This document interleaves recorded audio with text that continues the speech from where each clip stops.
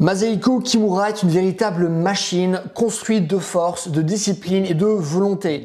Considéré vraiment comme l'un des plus grands judokas de tous les temps, ce sauvage s'entraîne jusqu'à 10h30 tous les jours et en plus de son entraînement spécifique au combat, faisait souvent 1000 répétitions d'un seul mouvement, faisait également 1000 pompes tous les jours, 600 répétitions de développé couché avec des haltères de 80 kg. Il ne dormait presque pas. Je vais vous donner une petite citation de Kimura qui parle du sommeil. Il disait que quand les humains dorment, c'est comme s'ils étaient morts et même si tout le monde meurt, moi j'ai envie d'être vivant et de m'entraîner.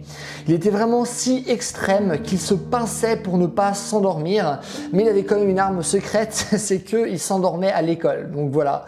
Mais c'est vraiment ce personnage, il est tout simplement incroyable. Il est tellement fort qu'il a battu Helio Gracie. Et si vous connaissez le jiu-jitsu, qui est un sport dont le but est de soumettre l'adversaire, par exemple à l'aide d'une clé, d'un étranglement, etc.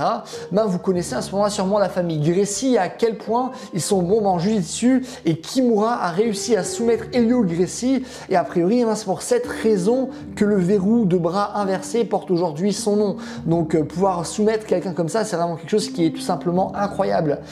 Et même dans cette perspective, vous pouvez penser vraiment ce que vous voulez de lui, est-ce qu'il s'entraîne réellement ainsi, etc. Mais personne ne peut réellement nier les résultats incroyables qu'il avait.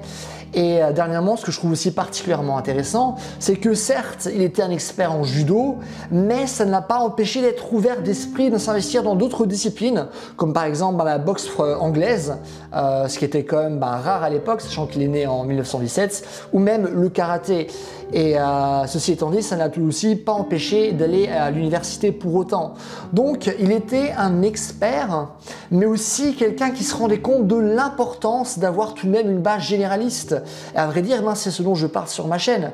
Moi j'explique vraiment l'importance de devenir un généraliste, c'est-à-dire être fort, être souple, endurant, rapide, coordonné, savoir sauter, ramper, lancer, se battre, etc. Et ça me rappelle aussi un peu ce que disait John Danaher, qui est considéré comme le meilleur professeur de jiu-jitsu brésilien.